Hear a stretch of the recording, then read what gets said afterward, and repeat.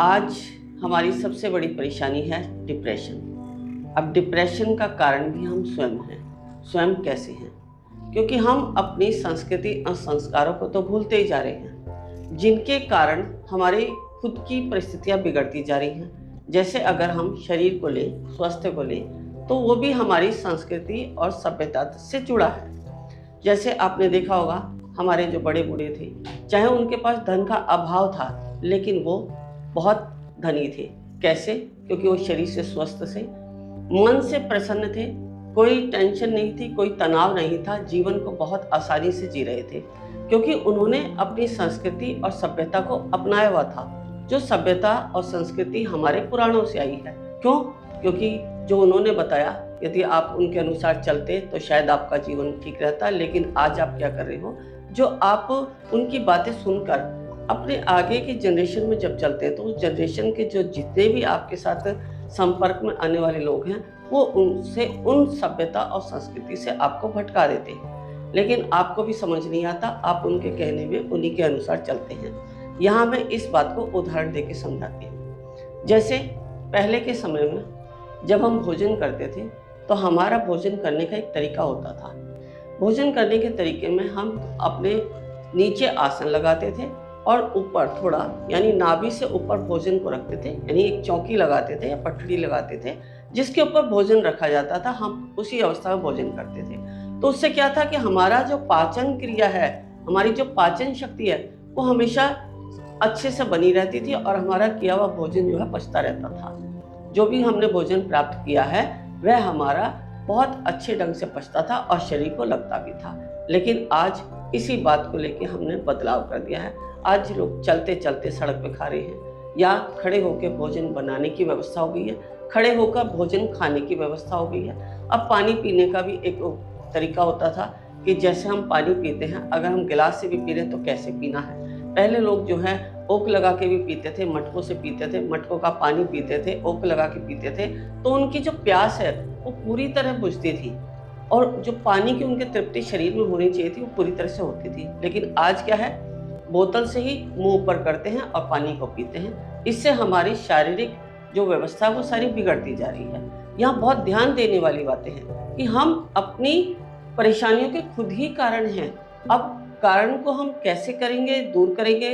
अपने आप से करते हैं, ये नहीं होता है, हमारी ऐसी व्यवस्था नहीं है, तो उसको हम कौन सी ऐसी पद्धति है जिससे हम इन समस्याओं को बाहर कर सकते हैं, इसके विषय में भी आज आपको बताऊंगी। जैसे बहुत सारी बातें थी। जैसे आप व्यापारी हैं, आप दुकानदार हैं, यदि आप दुकान बंद करते हैं, तो अभी आप कह देते हैं कि आपने दुकान बंद कर दी। तो यहाँ पहले समय में ऐसा नहीं बोला जाता था। पहले बोला जाता था कि दुकान बढ़ा रहे हैं, क्योंकि बंद करने का मतलब है कि बिल्कुल बंद हो गया। आप अपने मुख से ही बंद करते हैं। आप लॉ अट्रैक्शन को बहुत ज़्यादा मानते हैं, लेकिन उनको फॉलो नहीं करते कि हम शब्द क्या बोल रहे हैं। शब्द ही तो हैं जो डिवाइन में जाते हैं और वो जो है हमारे ऊपर इफेक्ट करते हैं। तो इन शब्दों का हमारे जीवन में बहुत ही महत्व है, जिन्हें हम छोड़ते चले जा रहे हैं। एक बात ये थी, जैसे हम घर से बाहर जा रहे हैं, आज इतने एक्सीडेंट होते हैं, इतनी दुर्घटनाएं होती हैं, व्यक्ति घर से बाहर जाता है लेकिन लौटने की उसकी उम्मीद नहीं होती। तो वो क्या है कारण? उसका कारण भी यही है कि हम जब घर से निकलते हैं तो ये कहा जाता है कि मैं आता हूँ, लेकिन अब क्या है, मैं जा रहा हूँ। एकदम से बच्चे भी इस टोन में बोल के जाते हैं कि बस क्या सारी दुनिया से ही जा रहे हो क्या आप? और वही बात जो आप बोल कर जा रहे हो, वो डिवाइन में जो है हमारी एनर्जी से कनेक्ट हो जाती है। क्योंकि हम, एक बात और भी है कि हम जो बोलते हैं उसके बोलने में जो हमारा काल भेदन का समय आता है, अगर काल भेदन के समय को भी हम कहें तो स्वर विज्ञान से अगर हम जाने, तो वो जो हमारी सुषुम्ना नाड़ी जिस समय चल रही होती है, उस सुषुम्ना नाड़ी के चलते समय को हम काल भेदन का समय कहते हैं। और ये काल भेदन का समय हमारा दिन भर में आता ही रहता है। और अगर हम काल भेदन को अच्छे से जाने, तो हर 52 सेकंड के बाद, यानी 52 सेकंड्स के बाद 8 सेकंड का जो समय होता है, 60 सेकंड में, 1 मिनट में, तो वो हमारा काल भेदन का समय होता है। अब काल भेदन के समय में यदि हम कुछ बोल जाते हैं तो वह सत्य हो जाता है। इसलिए जब भी आप घर से जाएं तो शब्दों को अच्छे से बोल के जाएं कि हमें कहना क्या है, या हम भोजन करें तो हमें कैसे करना है, या हम कोई भी कार्य कर रहे हैं तो उसको कैसे करना है। आज व्यापार नहीं चल रहे, दुकानें नहीं चल रही, तो कारण यही है कि आपके बोलने का जो तरीका है वो आप गलत बोलते हैं, क्योंकि जीवा पे सरस्वती है, जो आप बोलेंगे वही सत्य होगा। और डिवाइन है जो हमारी एनर्जी को पकड़ती है। तो हमारी एनर्जी से जो शब्द निकल रहा है, शब्द ही हमारी एनर्जी की चोट पहुंचाता है डिवाइन में। यानी शब्दों पर जब चोट होती है, जो तरंग होती है वही हमारी डिवाइन में जाती है और वही हमारा सत्य होता है। इसीलिए कहा जाता है कि हमेशा पॉजिटिव बोलो, पॉजिटिव रहो। तो पॉजिटिव बोलने और रहने के पीछे यही कारण है कि हम जैसा डिवाइन को देंगे वैसा ही प्राप्त करेंगे। तो एक तो कारण हुआ ये। दूसरा, हम इन्हीं कारणों से जब शरीर से अस्वस्थ हो जाते हैं, तो जब शरीर से अस्वस्थ होते हैं, शरीर अपना ठीक नहीं है, कहते हैं ना निरोगी काया सबसे बड़ी माया। तो हमें निरोगी काया को ही सबसे ज़्यादा महत्व देना चाहिए। यदि हम स्वस्थ हैं तो हम धन भी अर्जित कर सकते हैं, हम अपने संबंधों को भी अच्छे से बना सकते हैं, हम खान पान पे भी ध्यान दे सकते हैं, हर चीज़ को हम सुव्यवस्था से कर सकते हैं, यानी व्यवस्थित रूप से हम कर सकते हैं हम हर कार्य को, और हम अनुशासित भी रहते हैं। अनुशासित रहने के पीछे एक कारण और भी है, क्योंकि उससे हमारा गुरु स्ट्रांग होता है। अब गुरु क्या है? गुरु हमें अनुशासित रहने के लिए कहता है, और हम अगर अनुशासित रहते हैं तो ही गुरु हमारा प्रसन्न होता है। आज हम इतने सारे साधक हैं जो इतने गुरु बना रहे हैं, लेकिन कोई भी गुरुओं की आज्ञा का पालन करते हैं? नहीं। जो कर रहे हैं उनसे पूछ के देखो, उनके जीवन में बहुत कुछ बदलाव भी हुआ है। जो नहीं करते हैं, सिर्फ अपनी समस्याओं से बाहर निकलने के लिए गुरु बनाई है, वो एक अलग बात है कि आप समस्याओं से बाहर निकलने के लिए बना रहे हैं। लेकिन समस्याओं से बाहर निकलने के लिए जब आप गुरु बना रहे हैं तो गुरु की आज्ञा का पालन भी आपको करना होगा। कहते हैं गुरु आज्ञा ही केवलम शिष्य से परम मंगलम। जिसने गुरु की आज्ञा का पालन किया वो उसी शिष्य का परम मंगल होता है। तो आज हम क्या कर रहे हैं? गुरु बनाते हैं, एक भी अगर हमारा कोई कार्य नहीं बना तो हमारा विश्वास उठ जाता है। सबसे पहली बात अब यहाँ आ गई विश्वास। विश्वास क्या है? बिलीव, यानी हमें बिलीव करके काम को करेंगे तो होता है। दूसरा, इसके पीछे एक और कारण है। जब भी आपके सामने कोई काम दिया जाता है, चाहे वह आज बाल्य अवस्था के बच्चे हो या किसी भी अवस्था के हो, तो हर काम को देखते ही ये सोचते कैसे होगा। ये जो डर है हमारे मन में, ये डर ही हमारे काम को रोक देता है। हर काम के पीछे एक वर्ड याद रखो, सिंपल।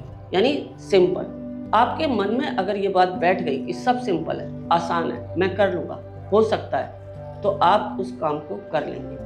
चाहे वह आपके आगे किसी भी बड़ी से बड़ी समस्या का सामना करने की बात ही क्यों ना हो, लेकिन आप उससे बाहर निकल जाएंगे। एक बार आप करके देखो, मन में विचार करो कि मेरे लिए कोई मुश्किल नहीं है, मैं हर कार्य कर सकता हूँ या कर सकती हूँ।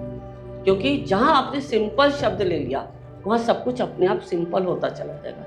जैसे अभी हमने बताया तरंग, विचारों की तरंग। तो जो विचार हैं, जो मन में है, जो एनर्जी हमने अंदर से आई है हमारे, वही काम करती है। तो ये सारी बातों का यदि हम ध्यान रखते हैं तो हम स्वयं से भी बाहर निकल सकते हैं। लेकिन फिर भी एक कारण है कि हम इतना, हमारी जो लाइफ है बहुत ज़्यादा भागदौड़ वाली हो गई है, हमें समय ही नहीं मिलता है कि हम कैसे अपने विचारों पर कंट्रोल करें, मन पे कंट्रोल करें या इन बातों को फॉलो करें। हमें नहीं पता होता है हम कैसे भाग दौड़ में कैसे जीवन को पार करें। हम छोटी छोटी बातों पर ध्यान नहीं देते। लेकिन फिर भी आपको सिर्फ परमात्मा पे तो बिलीव करना पड़ेगा, जो डिवाइन की एनर्जी है, जो परम ब्रह्म शक्ति है, जिससे हमारा श्वास चलता है लेकिन दिखाई नहीं देता। ऐसे ही वो शक्ति है जो आपके सभी कार्य करती है, जो हमारे शब्दों की चोट, मैंने पिछली वीडियो में बताया था कि जितने भी शब्दकोश हैं वो सब हमारे इस शरीर रूपी पिंड में है। जैसे ही उस पे शब्द पे चोट लगती है तो हमारी तरंग डिवाइन से जाकर टूटती है। और डिवाइन में भी जैसे आप देखते हैं ना, सभी प्रकार के देवी देवता हैं। हमारे हिंदू धर्म में बहुत देवी देवता हैं। तो ये देवी देवता क्या हैं?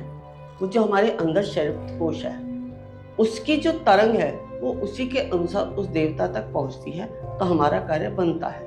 जैसे अलग अलग हो गया हमारी आवश्यकता के अनुसार। शिव का अपना कार्य है, विष्णु का अपना कार्य है, ब्रह्मा का अपना कार्य है। आप खुद सब जानते हैं कि ब्रह्मा उत्पत्ति करने वाले हैं, विष्णु पालनहार हैं और भगवान शिव संहार करते हैं। ऐसे ही इन तीनों देव और तीनों देवियों से पूरे ब्रह्मांड की शक्ति बनी है। उसी को हमने बहुत सारे अनेक देवी देवताओं का नाम दिया है। और वही हमारे शरीर की या हमारी भौतिक संसार की या आध्यात्मिक संसार की, आध्यात्मिक जर्नी की आवश्यकताएं होती है। यदि हमारे समझ में आ गया कि हमें कौन से शब्द से क्या चीज़ की प्राप्ति हो रही है और कौन सी एनर्जी से कनेक्ट होता है, तो हमारा जीवन बहुत सरलता से निकलता है। इसीलिए कहते हैं कि प्रत्येक व्यक्ति को आध्यात्मिक होना चाहिए। अब आध्यात्मिकता का मतलब ये नहीं है कि आप संसार से विरक्त हो जाएं, नहीं, संसार में रहते हुए ही, कर्म को करते हुए ही आप अध्यात्म की तरफ जाएं। जैसे भगवत गीता में भगवान श्री कृष्ण ने जो अपना अर्जुन को प्रवचन दिया था, उसमें भी योग को लिया। तो योग का मतलब ये नहीं है कि आप वहाँ व्यायाम कर रहे हैं, प्राणायाम कर रहे हैं, नहीं, कर्म योग लिया। कर्म योग क्या है कि हम संसार में हैं, कर्म करते करते भी यदि हम योग को अपना लेते हैं। योग क्या है? जहाँ तन वहाँ मन। हम जो कार्य कर रहे हैं उसी में हम अगर समर्पित हो जाते हैं, उसी में बिलीव करते हैं, तो हमारा वही कर्म योग बन जाता है। जैसे आप कोई भोजन बना रहे हैं तो बड़े भाव से बनाओ। अब भाव से यदि आप बना रहे हैं, यानी आपकी इंटेंशन अच्छी है, आप ये सोचते हैं कि मेरा परिवार खाएगा और इस भोजन से मेरे परिवार को जो है पौष्टिकता प्रदान होगी, मेरे परिवार का स्वास्थ्य अच्छे से रहेगा, तो आपका जो भाव है वो आपकी भावना से अगर कनेक्ट हो गया, तो आप क्या भावना, क्या इमोशन, यानी आपका जो परिवार है उसके साथ आपका इमोशन, आप अटैच हो गए, प्रेम से बना रहे हैं उसको, इमोशन से बना रहे हैं, तो भोजन और भी पौष्टिक हो। जब ये दो बातें आपके भोजन बनाने में सम्मिलित हो जाती हैं, तो आपका भोजन इतना पौष्टिक हो जाएगा, इतना स्वादिष्ट हो जाएगा, चाहे आप उसमें कुछ भी किसी भी तरीके से बनाए, लेकिन आपके भाव और आपकी भावना से वह भोजन आपके जो परिवार है उनको स्वास्थ्य भी प्रदान करेगा और मन को भी प्रसन्न करेगा। कहते हैं ना, जैसा खाएगा अन्न वैसा होगा मन। तो आप जिस भाव से अपने परिवार को या आपके यहाँ जो अतिथि आया है उसको, या आपके द्वार पे कोई भी खाने के लिए आया है भोजन, उसको किस भाव से दे रहे हो, किस भावना से दे रहे हो, तो वही आपकी महत्व। तो अब ये बातें तो हुई हमारी सांसारिक, भौतिक, संस्कृति के हिसाब से जुड़ी हुई, लेकिन अगर फिर भी हम कुछ भी करने में सक्षम नहीं हैं, तो डिप्रेशन के कारण जो हमारी आर्थिक स्थितियां बिगड़ी हैं, जो हमारा स्वास्थ्य बिगड़ा है, या हमारे डिप्रेशन में रहने के कारण हमारी विल पावर जो है वीक पड़ जाती है, स्ट्रांग नहीं होती है, हमारा जो ब्लड होता है वो नेगेटिव एनर्जी को जल्दी से कैच कर लेता है। तो नेगेटिव एनर्जी को जब आप कैच कर लेते हो, अब नेगेटिविटी दो तरीके से, एक तो आपके माइंड से बन रही है, दूसरा आपकी आउटर जो आपको बाहर से एनवायरनमेंट से आ रही है। क्योंकि जब आप डिप्रेशन में होते हो तो आप हर समय अपने दुख रोते हो, अपनी बीमारियां बताते हो, अपनी परेशानियां बताते हो, और जिसके पास बैठते हो वो भी आपके, जब आप शुरू करते हो तो दो बातें वो भी अपनी तरफ से कहने लग जाता है, यानी आपका पूरा एनवायरनमेंट जो है उसी तरह का बन जाता है। तो ना, जब आप सत्संग में जाते हो, सत्संग की बातें करते हो, भगवान की बातें करते हो, मंदिर में जाते हो, वहाँ सारी एनर्जी आपको जो है सात्विक मिलती है। ऐसे ही अगर आप जैसे व्यक्ति के पास बैठते हो, उसकी जो एनर्जी है, उसके जो भाव हैं, उसके जो अपनी बातें हैं, उसकी जो वाणी है, वो आपको अट्रैक्ट करती है, यानी आपकी एनर्जी को डाउन करती है। तो इसलिए हमेशा जब बोलो पॉजिटिव बोलो। आपके पास दुख है तो आप किसी को मत बोलो, आप सिर्फ डिवाइन में परमात्मा को या गॉड की ब्रह्मांडीय शक्ति को बोलो, ताकि वो आपकी सुने। आप हर प्रत्येक व्यक्ति के आगे बताते हैं तो आप आपस में ही तो सब लोग रह रहे हैं। कहते हैं ना कि हम पृथ्वी पर सब एक हैं। जब एक हैं तो आप अलग अलग दुखड़े क्यों अपने बताते हो? आप उस परमात्मा शक्ति जिससे हम सारी पृथ्वी के लोग जुड़े हैं, उस एक परमात्मा शक्ति को बोलो। वही परमात्मा शक्ति सबके दुखड़े दूर करती है, सबकी परेशानियां दूर करती है। और अगर आपको कुछ नहीं समझ में आ रहा तो उस परमात्मा शक्ति को एक बार बोलोगे कि आप हमें मार्गदर्शन दो, मुझे अब क्या करना है, मुझे आगे क्या करना है। यदि आप भाव से, भावना से, इंटेंशन जिसे हमने कहा, हमारे जो भाव भावना, इसके पीछे हमारी एक शब्द और आ जाता है भक्ति, और उसके बाद आ जाता है भाग्य। बहुत सारे लोग कहते हैं कि हमारे भाग्य में यही है, हमारे भाग्य में यही है, उसका भाग्य अच्छा है, उसको अच्छा मिल रहा है। लेकिन ये भावनाएं, आपकी जो धारणाएं हैं, ये गलत है। इसके पीछे भाव, भावना और भक्ति, ये तीन चीज यदि आपने अपना ली अपने जीवन में, तो भाग्य आपका अपने हाथ में है। कहते हैं मनुष्य अपने भाग्य का स्वयं विधाता है। तो ऐसे आप अपने भाग्य के स्वयं विधाता बनेंगे, यदि आपकी इंटेंशन अच्छी है, आपकी भावना अच्छी है, तो यदि दो चीज़ अच्छी है तो आपके अंदर भक्ति के भाव अपने आप ही आ जाते हैं। और तीनों शब्दों का अगर मिलकर करते हैं तो भाग्य हमारा बहुत अच्छे से बनता है। तो इनको फॉलो करेंगे जीवन में तो आप देखेंगे कि आपके जीवन में अपने आप ही स्वतः ही बदलाव होने लग जाता है। आपको डिवाइन अपने आप गाइड करता है। आप डिवाइन के में गाइड करने की बात से मैं कहती हूँ यहाँ कि आप अगर स्वयं से सक्षम है अपनी परेशानी को दूर करने के लिए, तो आपको स्वयं से ही इंटरनल कोई आपके अंदर कोई ज्ञान, बुद्धि, चेतना ऐसी जागृत हो जाती है कि आप उस ज्ञान को बुद्धि के अनुसार, चेतना के अनुसार इस तरह से अपने जीवन में उतारते हैं कि आप स्वयं से बाहर निकल जाते हैं, या वो आपको कोई मार्गदर्शक ऐसा मिला देता है कि जो आपके जीवन में आपके सुखमय जीवन बनाता चला जाता है, आपकी समस्त परेशानियों का कारण आपको बता देता है और आप उससे बाहर निकल जाते हैं। तो अभी हम यहाँ उसी विषय पर आ रहे हैं कि जो हम यहाँ कहने जा रहे हैं वो हमें कैसे, अगर हम दूसरे से कराना है मार्गदर्शन है, तो उसको कैसे करा जाए।